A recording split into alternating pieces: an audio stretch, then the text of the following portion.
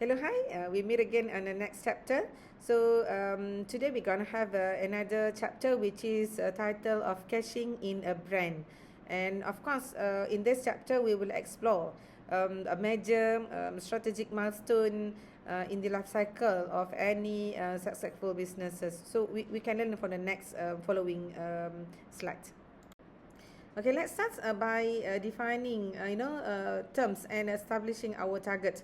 So when we want to exactly know, what does it mean by cash in a brand? So it requires a balancing between two forces, which is first is the core assets, and the other one is the yield. What is the core asset? And in this definition, and the core asset is a cumulative customer recognition and also trust that built by the businesses over time. And the yield is active generations of income, and also the strategic expansion of the operation leverage, the exact trust among the customer. And of course, by the end of this lecture, we will know the learning outcome, which is at the end of this chapter, student should be able to define the concept of cash in brand and explain its vital relevance within the broader corporate business strategy. And another thing is identify the core distinctive method that used across the modern industry to monetize a brand. And next is analyze specific advantages and operational risks tied to a brand monetization. And the last one is practically apply all this framework to, of course, to optimize a proposed business idea or to maximize the equity of an existing brand. Okay, in order to know, to understand about the monetization, we first need to understand why the brands really matters, and why have a brand really important to the company, to really valuable to the company. All right, because a strong brand started with the building trust and loyalty. The first thing that you must keep in mind. All right, a strong brand starts with building trust and loyalty with the customer. And when the customer start to have trust on a particular brand, they will feel more confident to buy its product, even though the product charge them higher price. And because they will buy the product even though the product quite pricey for them. And they will make the buying process easier. And when the trust grows, customer will begin to form emotional connection with the brand, which is that they no longer see another competitor, another product they offered from another competitor, right? Because they associate with that brand, especially when the brand or when the particular brand associate with a lifestyle, personality or value. Oh, that's the way, the most important, the most valuable thing that the customer will appreciate it. And this emotional connection will bring two major benefit to the business, of course. As we can see here, first, encourage repeat customer and allow premium pricing, right?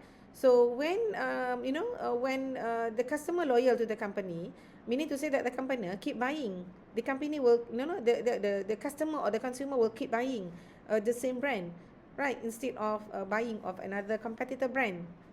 And they will allow the company to charge at higher price because they're willing to pay, right? Because they are looking for that brand itself. Brand offered them a greater value than others. Okay, how do you executives systematically pull value out of this pyramid? All right. So to know that, to answer that question, we have to look at at this slide, which is highlighted 5 primary ways to extract value. For example, like in terms of doing the licensing, right? What does it mean by licensing? Licensing is involved collecting royalty for allowing third parties to use your brand name. It is highly valued for its exceptionally low operational effort. And the next thing is franchising. And franchising is a complete business model, which is giving you high operational control over external partner. Then everyone can can make as a franchising, to get to share the same value as the value offered by the company. And another thing is also they can do merchandising, which is direct sales of branded good, functioning as a product-led extension of the brand identity. And the next is a partnership. Through partnership, they can utilize strategic branding to achieve wider customer or wider target market, right? As if through collaborative audience sharing, right? And the last thing is, another way to extract value from the brand, a particular brand, it's also in terms of what we can do is that as an entrepreneur, as a businessman, we can do a premium pricing, which is driving a high margin focus by charging some amount of money significantly significantly based on purely public brand perception. Okay, to have a better understanding on what we discussed previously, which is in terms of licensing and franchising.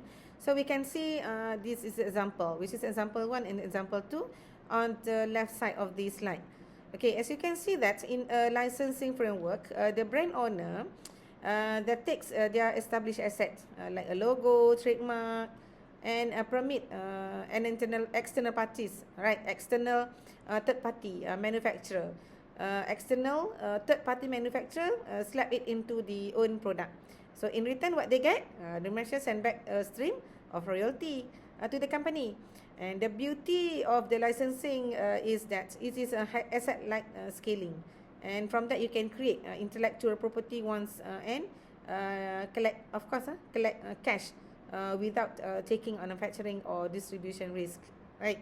Okay, now a contrast with the franchising. You can see on the right side, franchising isn't just handling over a logo. It's a total replication of the standardized store or business or company or product. And you hand over the exact operation system, supplier work, and training manual, allowing independent operator to manage a standalone location under your banner, under your advertisement, right? While paying you consistent franchising fees to the to the party that you want to as a franchisee and franchisor.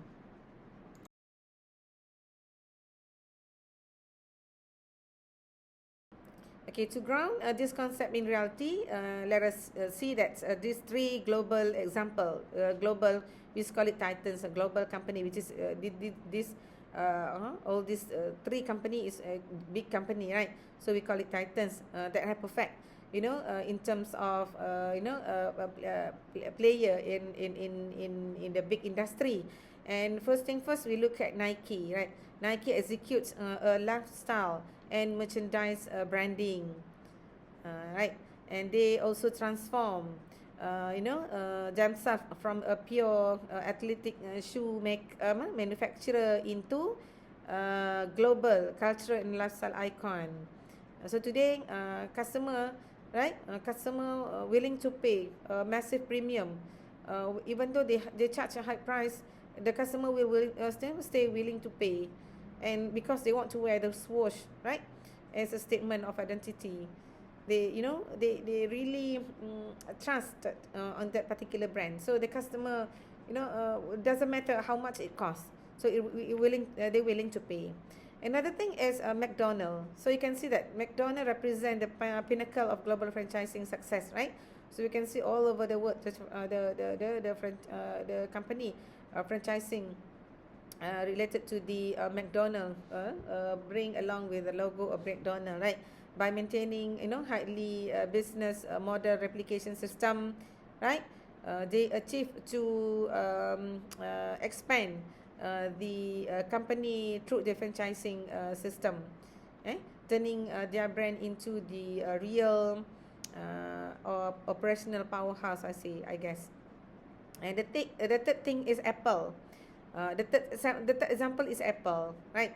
Apple, they relies, rapidly on immense consumer loyalty paired with the high margin premium pricing. Of course, when they, when they want to come up with a new product, people queue up everything, you know, they willing to queue uh, to be the first, you know, ever customer buy that new product or new production. For example, like no iPhone now really eager to have an iPhone 17, next iPhone 18 and whatnot. Their brand equity is so strong. That's why they capture a highly, disproportionate share of global hardware among others competitor in terms of profit margin, right? Because they have the market and they have their own baseline standard, and they have their own loyalty customer, because they, because of that trusted brand they have. However, extracting value from a brand is a very, carries heavy risk. If you treat a brand like a bottomless well to, to extract fast cash, then you will destroy the asset. So these are the things that major treat and critical things or the risk that will be, encounter when you doing the business of the follow the brand and whatnot. And first thing first is in terms of brand dilution, which is this occur when your name is slapped onto too many low quality product. Oh, that will be, really affect the company. Protect your identity by enforcing strict, non-negotiable guideline regarding the where and how your name is displayed. That's the most important thing that you do. If if you want to sustain the good name of the brand itself. Another thing is inauthentic expansion, which is moving into sectors that contradict with the core identity. And then the last thing is a market overexposure, which is when the brand loses its prestige because of it's everywhere. Then you must monitor market feedback and consumer sentiment closely to know exactly when to pull back and, of course, deliberately reintroduce the market scarcity. For example, like what happened to the McDonald's, right, and KFC and many giant company. Because of, sensitive issues happen in the global country nowadays.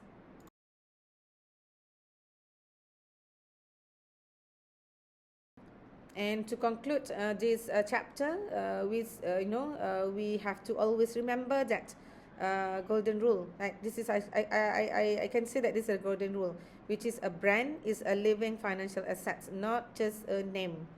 All right, it is an operational business tool that leverage human trust toward a particular product, and either some sort of recognition to build, tangible and also real capital, right?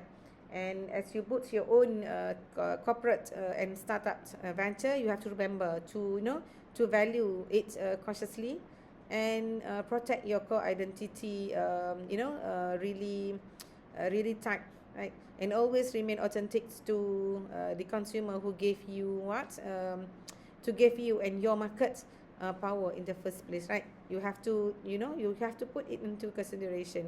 Okay, thank you very much. Till we meet again on the next chapter.